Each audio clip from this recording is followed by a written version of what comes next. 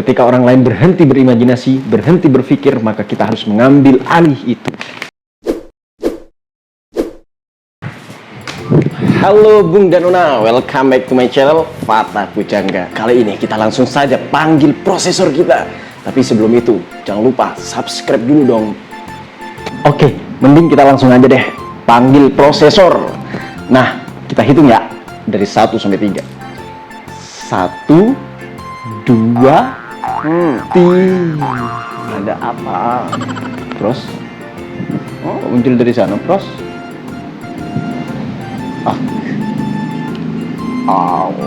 Ya. Oke deh, Pros. Kita lanjutkan obrolan kita yang kemarin itu. Ya, tentang buku ini.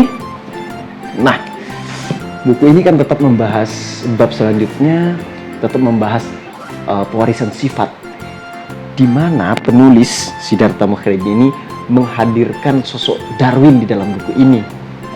Kata Darwin, teori evolusi itu tidak bisa lepas dari teori konsep pewarisan sifat.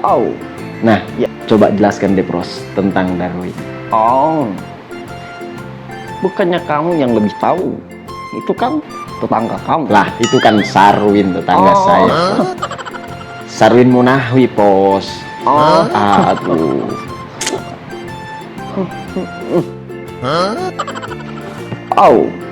Ya, pada saat itu Darwin jalan-jalan.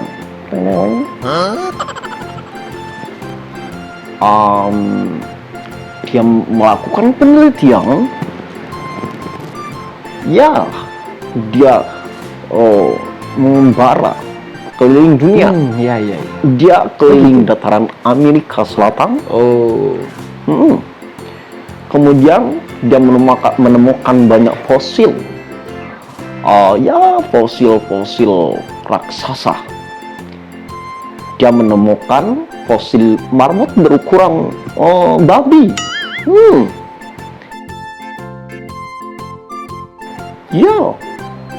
Kemudian dia kirim ke Inggris, ke asalnya. Emang bener marmut seukuran babi, Pros? Ada saja, Pros. Nah, itu kan yang ditanyakan Darwin. Tangan apa yang telah mendorong terciptanya hewan-hewan seperti itu?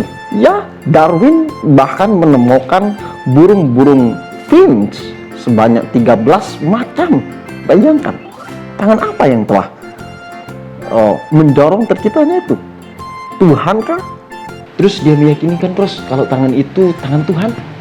Ya, dia berubah pikiran setelah membaca bukunya seorang pendeta, Thomas Malthus namanya. Dia mengatakan bahwa hal itu tidak ada kaitannya dengan keilahian. Oh iya, Darwin kan terpengaruh dengan makalahnya Malthus itu, Pros. Judulnya kalau nggak salah An Essay on the Principle of Population. Di sana dia bilang bahwa populasi manusia ini terus-menerus menghadapi keterbatasan sumber daya, Pros. Nah, katanya ketika populasi manusia ini semakin membesar, maka sumber daya yang tersedia semakin menyempit, semakin sedikit. Sedangkan persaingan antara individu ini semakin sengit. Kamu sudah mulai cerdas.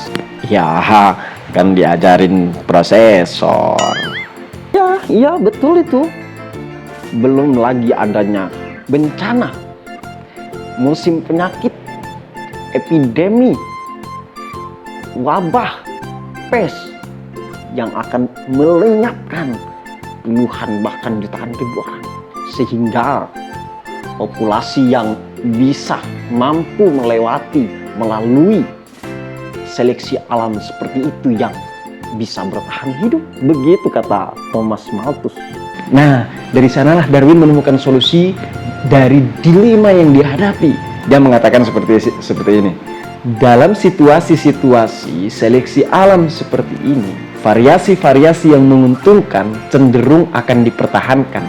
Sedangkan variasi-variasi yang tidak menguntungkan akan dibiarkan punah, akan dihancurkan. Hasilnya adalah pembentukan spesies baru. Ya kan? Contoh seperti situasi saat ini, wabah corona yang melanda dunia.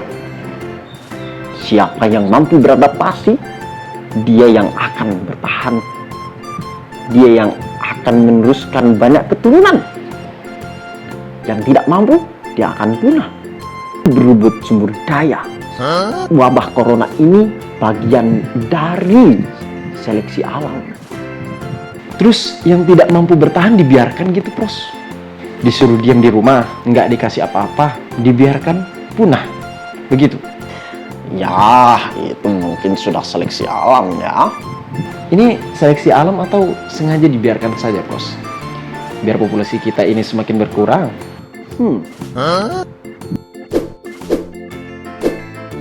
Nah, selain Darwin ada juga ilmuwan lain yang mencetuskan teori evolusi. Nggak cuma Darwin. Alfred Russel Wallace kan? Ya, betul. Dia juga melakukan perjalanan ke Asia Tenggara. Dia melakukan penelitian menuju Kepulauan Melayu. Dalam perjalanan, dia menemukan perubahan-perubahan spesies seperti yang ditemukan Darwin. Saya pernah baca di kayak kalau nggak salah websitenya LIPI itu, Pros. Dan pernah baca tahun lalu di Kompas, itu dibahas tuntas di Kompas. Sebenarnya Indonesia ini berkontribusi, ya kan, terhadap teori evolusi itu. Nah itu, sayangnya di buku itu, mana itu bukunya? Buku yang mana? Itu nggak mensanjung Wallace. Ya begitu. Iya, terbukti dengan adanya surat dari Wallace ke Darwin yang berjudul The Letter from Ternate. Nah, akhirnya Darwin itu kaget. Kok seperti ini? Kok sama dengan teori saya? Kemudian seorang ilmuwan, temannya Lyell, dia menyarankan kepada Darwin untuk mempresentasikan makalahnya.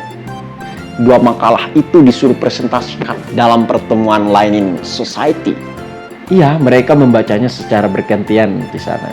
1 tahun kemudian, Darwin menerbitkan bukunya dengan buru-buru yang berjudul On the Origin of Species by Means of Natural Selection. Terus kenapa kok lebih terkenal Darwin, Pros? Ya, karena Wallace tidak gila popularitas. Ya, bukunya tidak mau diterbitkan. Padahal Wallace itu ditawarin untuk menerbitkan bukunya, tapi dia tidak mau. Darwin saja. Tapi Darwin dengan buku originnya tadi itu mendapatkan sebuah kritikan dari seorang ilmuwan juga, temennya. Ya, rivalnya mungkin ya, namanya Richard Owen. Ya, dalam buku itu Darwin kan bilang sudah jelas asal-usul manusia dan sejarahnya. Yang menurut nalar Owen, manusia adalah kera yang berubah, sangat menjijikkan. Lalu apa yang dapat kita ambil dari obrolan ini, Pros? Mengutip Darwin, imajinasi harus mengisi kekosongan yang sangat besar. Oke, saya pamit dulu ya. Thank you. Wow, kata profesor, kita dituntut untuk berimajinasi. Itu diambil dari kata-kata Darwin. Ketika orang lain berhenti berimajinasi, berhenti berpikir, maka kita harus mengambil alih itu. Kita harus banyak berimajinasi untuk tetap bertahan hidup. Oke, sampai jumpa di sini. Ketemu lagi di video-video berikutnya. Jangan lupa subscribe. Terima kasih for watching-nya. Bye-bye.